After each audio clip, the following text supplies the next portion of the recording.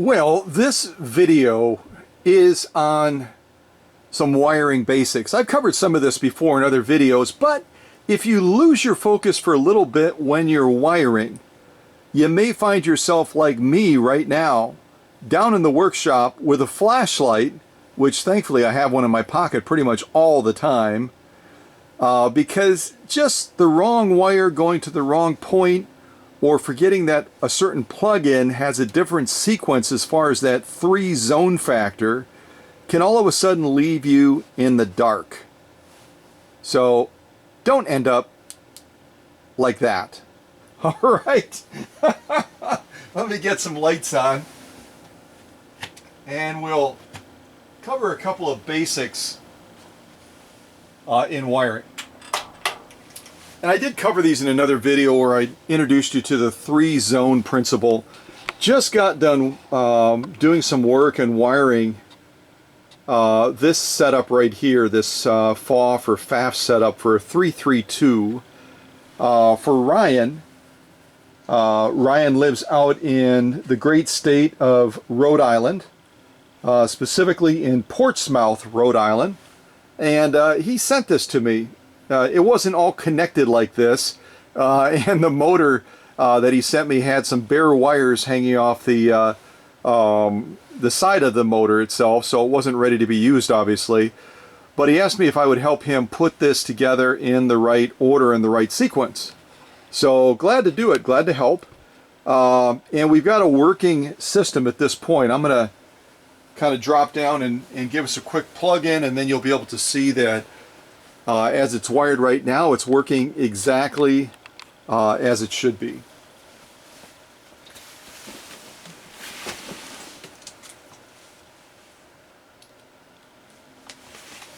So there you can see our light came on right away. Again, when it comes to wiring, you've got to know just some real basic things. You don't have to be an electrical engineer. You don't have to be a licensed electrician to do some basic wiring, but you've got to know some basic principles. And the basic principles center on hot, neutral, and knowing where those lie as far as your plug-in sequence and your setup. So for example, on the light that you saw come on as soon as I plugged in the plug for Ryan's setup for his PFAFF or FAFF 332, this came on straight away. So remember, again, when it comes to wiring, the 3-zone principle can be a real helpful thing, and I think also helpful would be me setting a camera angle where you can actually see what I'm writing again. Let me try to do it like right in front of the light. I think that'll give me kind of at least an area to target. Let's do it right there. I think that's close enough. I don't want to get much closer than that. Okay. So basic wiring on most setups, yep, you can see, is going to be on a 3-zone principle. So I'll just make my 3 little circles. Bob Ross has obviously a great deal more skill than I do when it comes to drawing. And on most wire setups, when you're setting up something like this, where you've got a light, you've got a foot controller, you've got a motor, it's going to be wired like this. The light is going to be wired to zone 1 and zone 3. You're then going to connect your foot controller to zone 1 and zone 2. I'll just put FC, foot controller. And then you're going to connect your motor to zone 2 and zone 3. So that's going to be your motor. I think that's what I said, isn't it? Yeah. So this is a basic setup. This is going to cover most machines that you'll see on this channel anyway. And this is the zone sequence that I showed you the last time. So when you're looking at a plug-in similar to this, for example, I'll show you the back side of it. think you could see that in the camera, hopefully. So this is a standard Singer type plug-in that you might see on a 1591 or on a Singer 201-2. It's got the same 3-zone setup that I was just describing. So you would connect your lights, your light itself to zone 1 and zone 3. And then you would connect, like I said, you would connect your foot controller to zone 1 and 2. And you would connect your motor to zone 2 and 3, just as I've shown in the diagram here. And the reason you have to wire the motor and the foot controller like that is because if you were to connect the motor to zone 1 and 3, the motor would just run continuously because there would be no interrupt. There'd be no need to complete the circuit. The circuit would be completed for that motor, and there would be no interlude as far as like a foot controller, so that you'd be able to control the rate of speed with that motor. It would just run at full speed if you connected it to zone 1 and zone 3. So we have to split it so that when we push that foot controller, it completes the circuit. And by doing that, we are able to set up the foot controller and the motor as a split circuit that operates off of the hot and the neutral. So we've got the foot controller connected to zone 1 and 2, zone 1 and 2. We've got the motor connected to zones 2 and 3, zone 2 and 3. And then when we push that foot controller, it completes the circuit and joins the hot and neutral together in the proper way. And you're able to regulate the speed of that motor by pushing the foot controller up and down, as I'm doing right now. I don't know if you can even see that. I think I'm off camera a little bit, but you get the idea. Well, the thing you have to take into account is not everybody plays by the same rules. And by that I mean that when you go to different countries, obviously the sequence that I've shown you here on paper covers most machines because they're gonna play by those rules. That was a text message, sorry about that. There's not a bird loose in the workshop, thank God. So most folks are going to play by those rules. They're going to recognize the zone setup the way I just showed it to you there. And let me just bump my volume down real quick, excuse me. I normally do this in advance, but this is kind of a video I decided to shoot as a premiere, just kind of on the spot.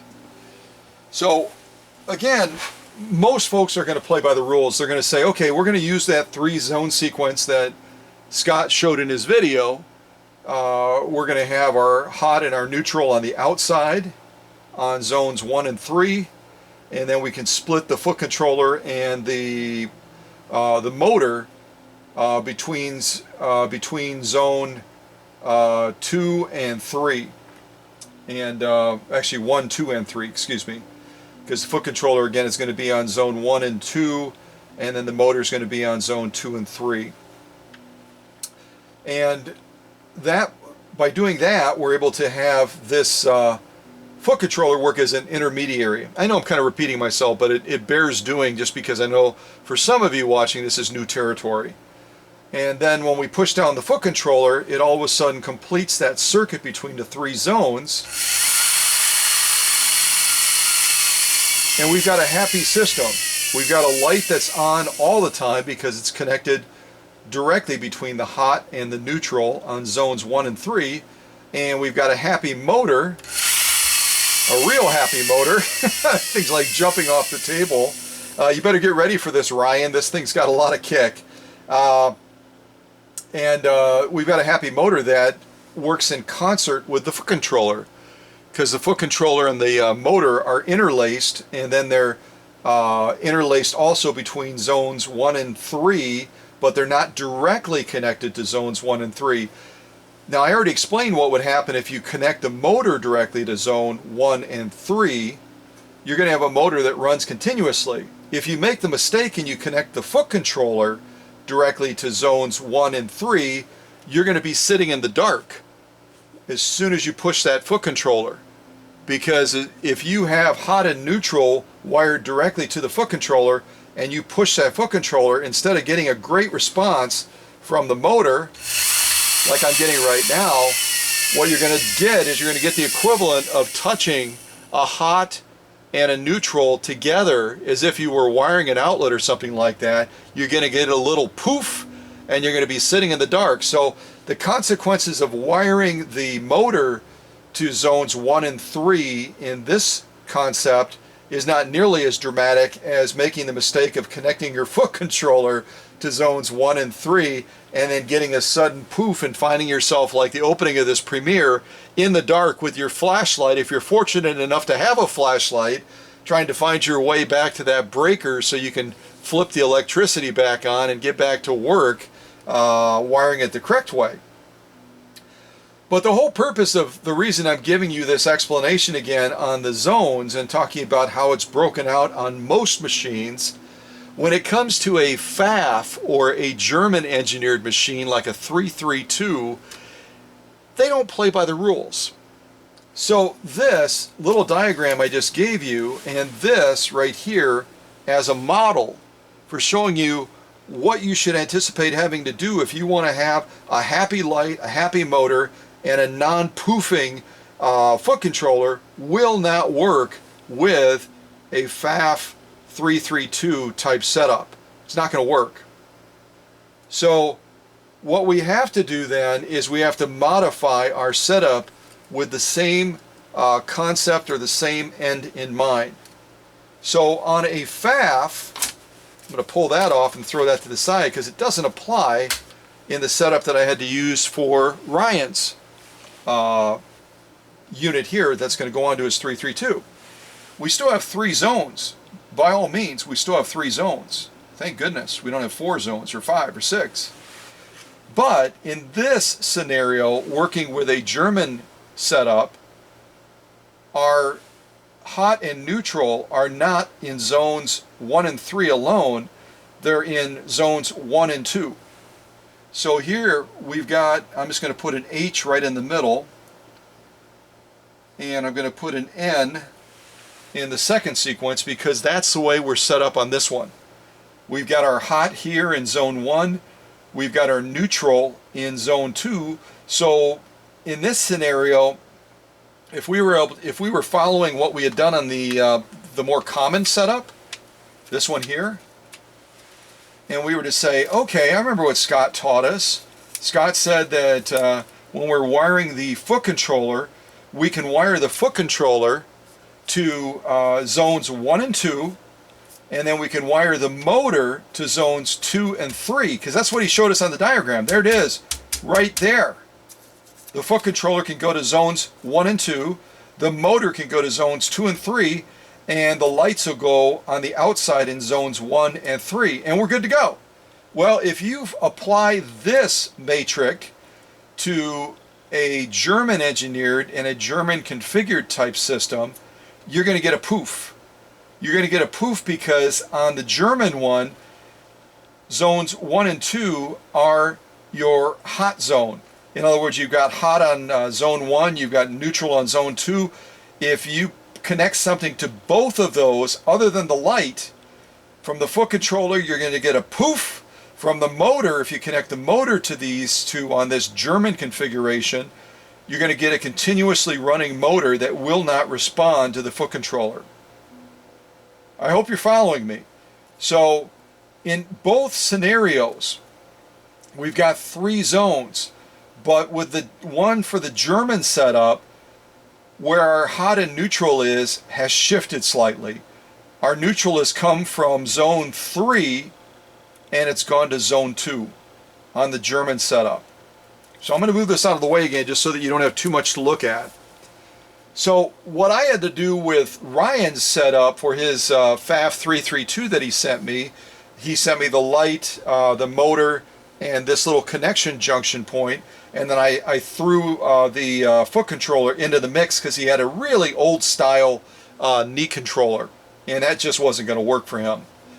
So what I had to do is I had to take into account the shifting of that zone, that the neutral went from zone 3 to zone 2, And where do you think I connected his light?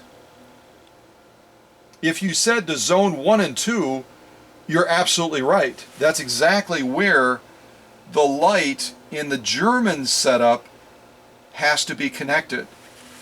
So that's a little L there, that I just put there if you're trying to read it. So with Ryan's setup, with this German setup, we had to take into account we've got hot and neutral, so we connected our light leads, one to zone 1, one to zone 2. Now where are we going to connect the foot controller? Let's just focus on that next. Okay, yeah, that would work. So we can connect the foot controller in a couple of ways, but let's just say, for sake of argument, that we're going to connect the foot controller to zone 2 and to zone 3. So I'm just going to put FC on top, foot controller, and we're connecting it to zone 2 and 3. Does that work? Yeah, that'll work. Absolutely, that'll work. Now, what are we going to do with the motor?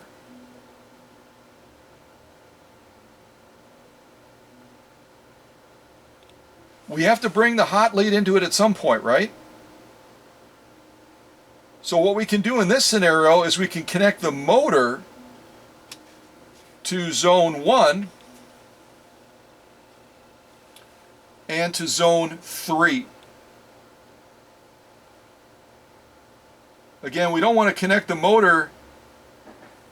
We don't want to connect the motor to zones 1 and 2 because the motor will just run continuously. So we've got to split it, and we've got to connect the motor to zones 1 and 3. And now we have a working system. We have the motor connected, and we have the foot controller connected, and both of them are interlaced between the neutral and the hot, but they're not directly connected to the hot and the neutral at the same time. The foot controller and the motor act as buffers to each other, and then when the foot controller is pressed, we get a complete circuit between that unit. So it's very similar to our standard setup that we normally would use. It's just taking into account that the neutral has shifted from zone 3 to zone 2. And how do you determine this before you sit in the dark? Well, I've got two different plug-ins plugged in right now. The one you can see in the camera now is a replacement style lead that would be for the first scenario that we used, where we've got a split between the hot and the neutral in zones 1 and 3. And the way we can determine that, you may not be able to see it on camera, but you get a little device like this. And with a little device like this, you can plug it into zone 1 and zone 3, and you may not be able to see it in the camera, maybe you can, but it's blinking on and off right now saying circuit completed. You've got a hot, basically a hot plug-in. So, you know, be careful. And that's really the message with anything with electricity, is you got to be careful. So we plug it in, and if this were a German type plug-in, we would be plugging it into zones 1 and zone 2 in order to get the same result, because that's where our hot and our neutral would be. You can see it doesn't work because our hot and neutral are in zones 1 and 3 with this standard type plug-in you would see on a 1591 or a Singer 201-2. And the same thing's going to be the same thing is going to be the same. Boy, that doesn't make any sense. It's going to be the same with an original. If you're used to seeing this style for most of the Singer type machines like the 1591, the 201, here it's a little bit trickier, and I'm going to zoom in on this so you can see what I mean. On the other one that I showed you, the replacement one that is kind of an aftermarket offering for an alternative to the original plug-in, you've only got gold or copper. You only have copper contacts that are visible on the outside in zone 1 and 3, so it's pretty evident. I'll show it to you again now that we're closer in. This is the replacement one. I think you'll be able to see it. You might be able to see it. Yeah, you can see it like right at that angle. See, you can see brass, or copper rather. You can see copper in zone 1 and 3, but there's clearly no copper in zone 2. So this is almost a dead giveaway. You can see right away, okay, that must be the hot on the left and the neutral on the right, because I can see the copper in those little plug points. But on the original one, they don't make it quite as easy. On the original, you're going to see copper in all three. So here's where having a little electricity detector can be beneficial, because then you can just absolutely confirm that nobody modified this in any way and changed where those zone placements are for the hot and the neutral. And I can tell you, I've already tested this one, and it is set up properly for this setup anyway. It's set up with zone 1 and 3 as the hot and neutral. So the middle one, it acts as an intermediary for wiring a foot controller and a motor into this sequence, but it doesn't do anything else. It doesn't have any direct hot or neutral connected to it in that middle plug point. Now when it comes to the plug point on the one that I did for Ryan, I'm going to go ahead and unplug this for a second. You can see as we're looking at this, sort of, you can see it, there it is. You can see as we're looking at it, it's going to have a real similar setup, but in this setup, on the right, these zones, they're basically, I know when I showed you in the diagram 1 and 2, and if you look at it from the back side, that's true, but if you look at it from the front, as you're going to plug it in, it's these two zones right here that are going to have the hot and the neutral. On the back side, it's going to be the equivalent of zone 1 and 2 is going to be your hot and your neutral. So that's where you're going to connect your light. And then you're going to split your motor and your foot controller between all three zones. So again, one scenario is you connect your foot controller to zone 1 and 3. You connect your motor to zone 2 and 3. Or you could connect your motor to zone 1 and you could connect your motor to zones 1 and 3, and then your foot controller to zones 2 and 3. I almost said it wrong there. I almost started to say connect your motor to zones 1 and 2, but you already know what that's going to do. That's going to have a motor that's running continuously. So you always just have to think of, you at some point between the motor leads and the foot controller leads, you've got to come into contact with all three zones, but you can't come into direct contact with any one element between the hot and the neutral at the same time, especially not the foot controller. Because again, if you connect a foot controller in this German sequence where hot, neutral, you're going to have a foot controller that when you push it down, it's going to complete that circuit, and it's going to be like touching those two wires together and poof. Or again, if you connect the motor to zone 1 and 2, you're going to have a motor that runs continuously with this German setup. So just think of it as I've got to divide these out, but at some point, as I look at that matrix, just like this right here, as I look at this matrix, I've got to have a scenario where I can actually get it on camera. I've got to have a scenario where the foot controller and the motor are going to be at some point at least by 50% touching all three zones. So that's kind of the way it works out with the setup. It's a little bit confusing, I get that, but when you get it set up properly, you get an outcome where everything works perfectly. It just comes down to what setup do you need to use, and it's as simple as figuring out where that neutral and where that hot lead are in order to have a successful outcome, as I've had for Ryan's setup. So when he sets it up on his 332, it's going to do what it was designed to do. I've actually seen some people that miswire the light, and they'll put the light, say for example, instead of having it on the hot and the neutral directly, they'll have it on like a carryover to the foot controller, and the light will only work when they're pushing on the foot controller. So, you know, that's not ideal. That would almost be like the old Etzel that as you were going into a turn, the lights would turn with the steering wheel and kind of light the way for you. It's got to be set up correctly in order to not frustrate the user or to put them in danger. So at any rate, this is going to be heading out to Portsmouth, Rhode Island, out to Ryan. And a quick call out to Ryan, especially with this premiere being recorded so close to 911.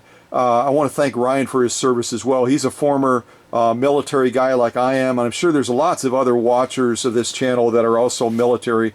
So if that fits any of you, or if you're just extremely patriotic, you know, God bless America. We've got the greatest country in the world, in my opinion. We're not perfect, but you know, when we all stick together and we look at all the common ground that we share together as Americans, that's really what it's all about. That's really what it's all about. And so at any rate, this is just a quick little lesson. I hope I didn't utterly confuse you if I did go back and watch it or rewatch it again. But the only thing I was trying to highlight through this premiere is that you've got to know where that hot and where that neutral lie in your sequence. And it's more of a factor, not really a factor in the plug that's going to be, or I should say the electrical connection assembly that's going to be mounted to the machine. It's more of a factor of this plug right here. Because this plug, right, you can set everything up here properly, but if all of a sudden you plug this in, assuming that this is set up with zones 1 and 3 as the hot and neutral, and in fact this plug is set up with the assumption that you've configured this to comply with a plug that has a hot and a neutral in zones 1 and 2, then you're going to have problems as soon as you plug this in to that joining point. So you really have to do your due diligence beforehand, and that can be done as simply as using, again, I've got to turn my screen around here. That can be done as simply as you've got this plugged into the outlet, right? And you're going to say, well, I wonder if this is a zone 1 and 3 or a zone 1 and 2. You can determine that right away by just putting your detector into there and seeing if you get a response. And I got a response immediately on here. And again, I don't know if you can see that in the camera or not, but it's blinking kind of a red-orange. So that tells me immediately, I know, okay, this plug-in that I have that's plugged into an outlet right now is set with a hot and a neutral on zones 1 and 2. So I doggone better have wired this assembly to comply with a plug-in like this, or I'm going to have problems. And the same thing would be true if we had a plug-in that would be traditional for, like I had showed you before, traditional for a Singer 201 or a Singer 1591, like this one right here, because then we know that when we plug it into zones 1 and 3, we're going to get the same response with that red-orange going on and off saying, hey, hot and neutral is on zones 1 and 3. It's not zones 1 and 2 like that other plug-in. Does that make sense? So you just really have to determine before you get too far ahead of yourself, how is this power plug, how is this cord that's going to supply power to my machine, how is it configured? Is it configured with a zone 1 and 3? Or is it configured with a zone 1 and 2?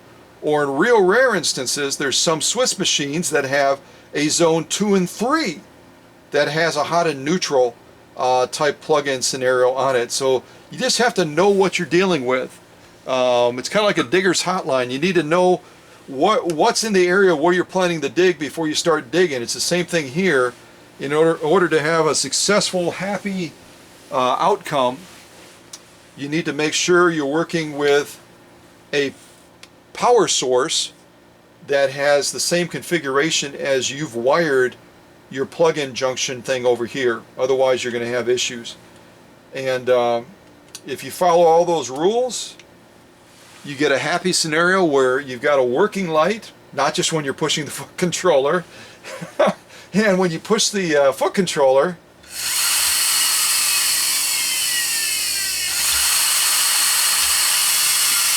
you've got a happy motor.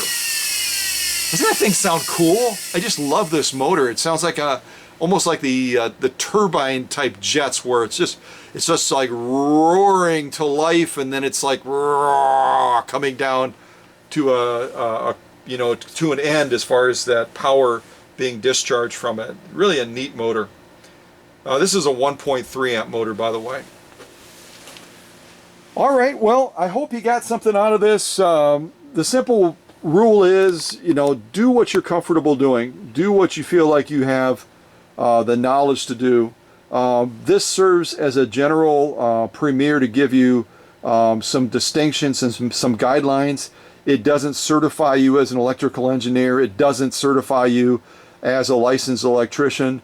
It gives you some basic principles to follow based on my 3-zone principle, so that if you decide to take on a task like this, you can do it more safely, especially as you go between different makers of machines in different countries where they may not all follow the same rules. Make sense? All right. Well, God bless you guys. Stay tuned for more great videos like this that hopefully teach you new things and make you safer when you're interacting with your sewing machine. All right? Take care. Bye.